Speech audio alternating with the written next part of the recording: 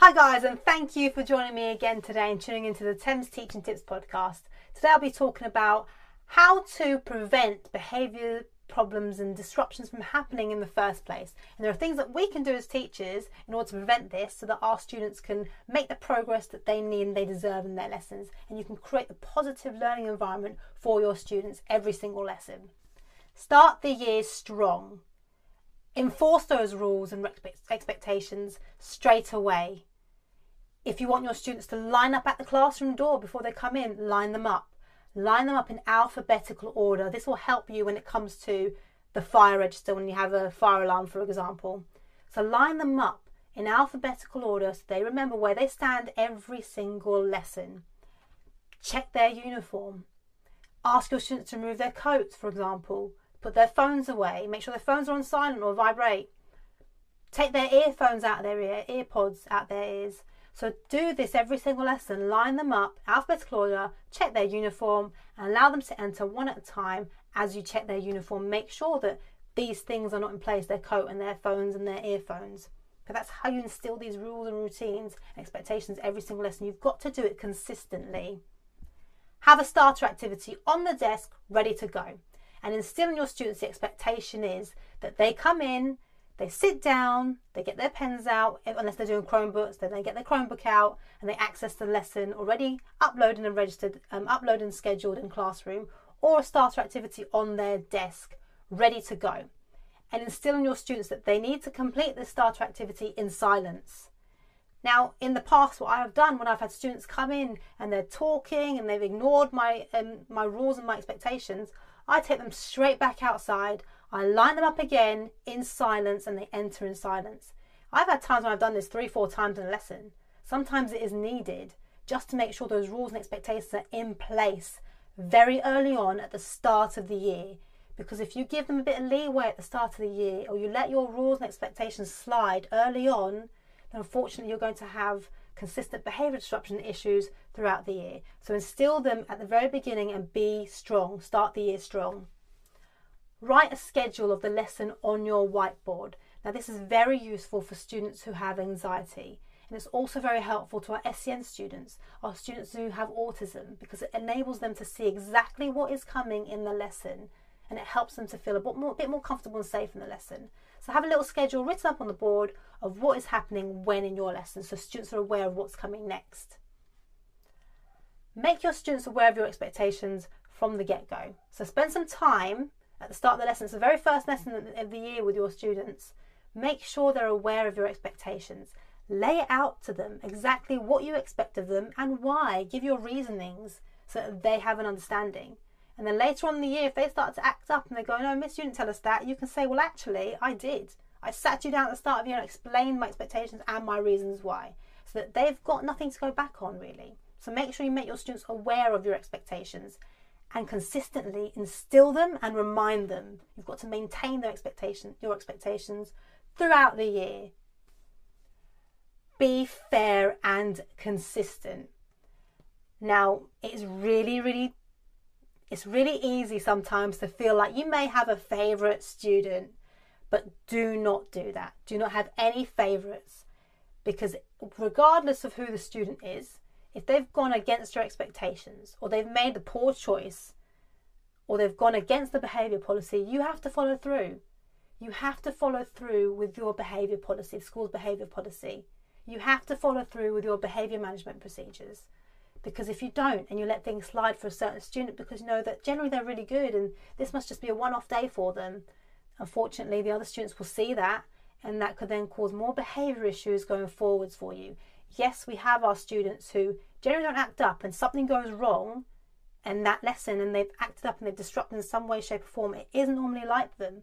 I would still set the consequence, but I would definitely sit down and talk to that student following the lesson, or when they come to a detention, for example, and I'll say to them, "Look, that wasn't like you. Like, what can I do to help?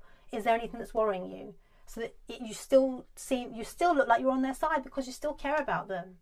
But you can't let things slide in lessons, because other students will see that, and unfortunately they'll play on that in future lessons.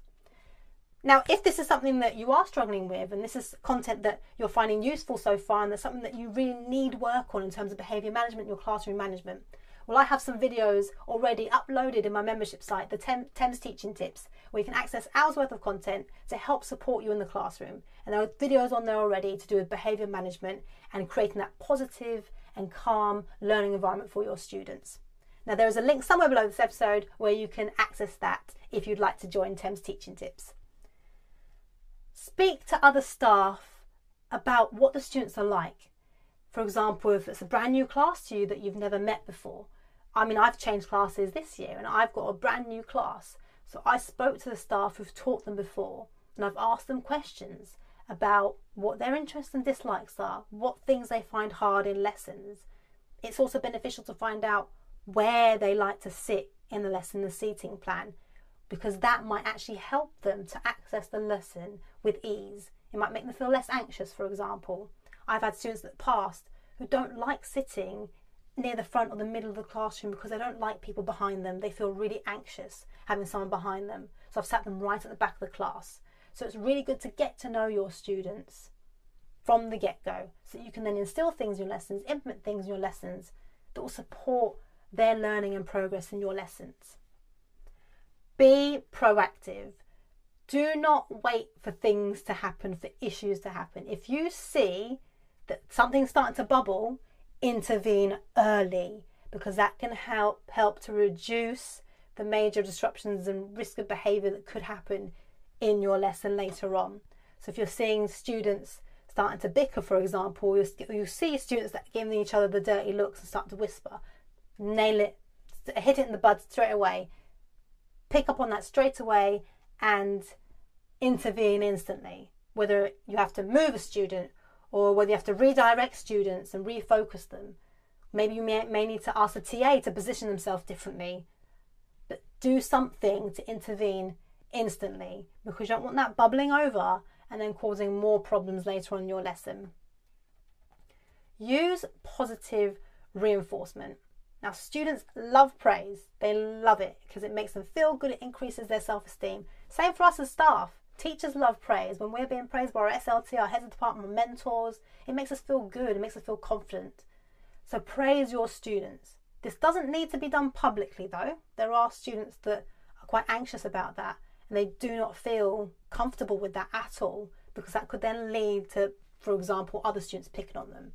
So you don't have to do it publicly. You know your students well, or find out what your students like and do it privately if you need to. You can just do a comment on their Google Drive work. If you've got Google Classroom, they use Chromebooks. You can just write a note on a sticky note and stick it on their desk, or just speak to them quietly. But know your students well and know the ones that do well with public praise and those prefer to be praised privately and not publicly in front of everybody.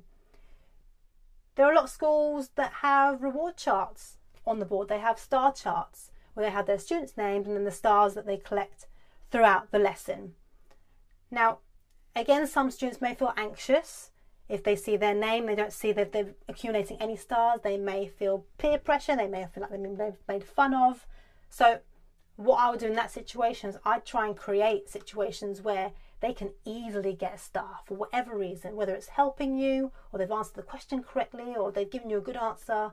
I would create situations where they'll also get a star, because you don't want those students to be basically made to feel bad, really, and to be picked on by other students, for example, because they haven't got a star. Now, you know your class, like I said, you may not have students like that in your class, but the reward chart is very, very good. The star chart's very, very good in terms of students seeing how well they're doing in terms of how the praise that you've given them and the star that you've given them on their chart, and that can help them, motivate them to work harder.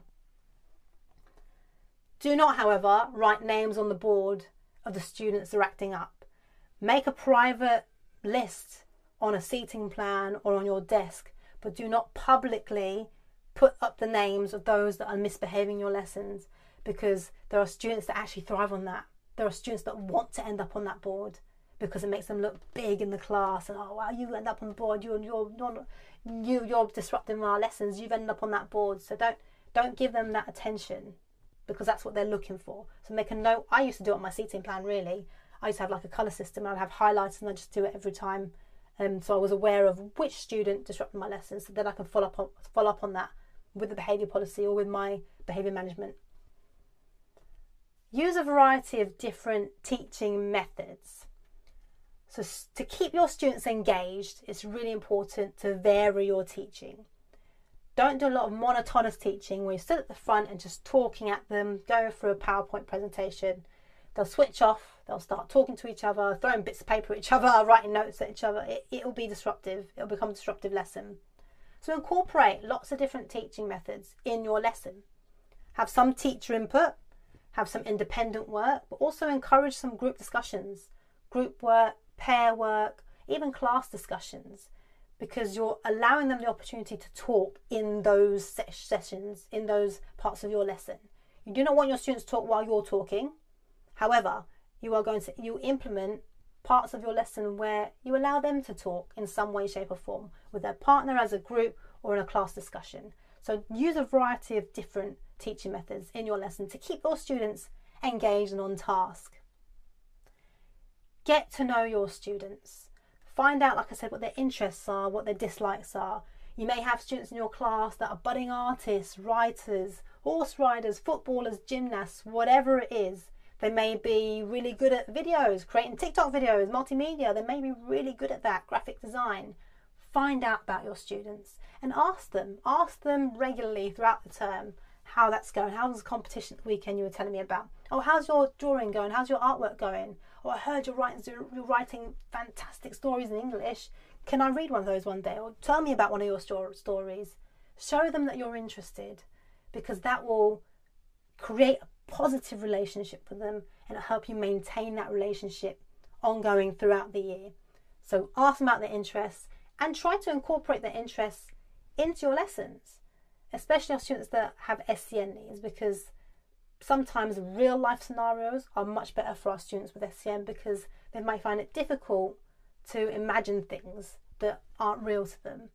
So create real life scenarios for them, for all your students. Bring their interests into your lessons, because it will engage them a lot more in your lessons and they'll want to learn and work really hard and thrive in your lessons as a result.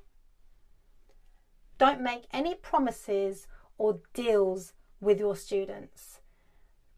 Now, if you make a promise and you can't keep it, that's going to break the trust between you and your student instantly, and they won't forget that, and they'll play on that, and it'll cause disruptions in future lessons.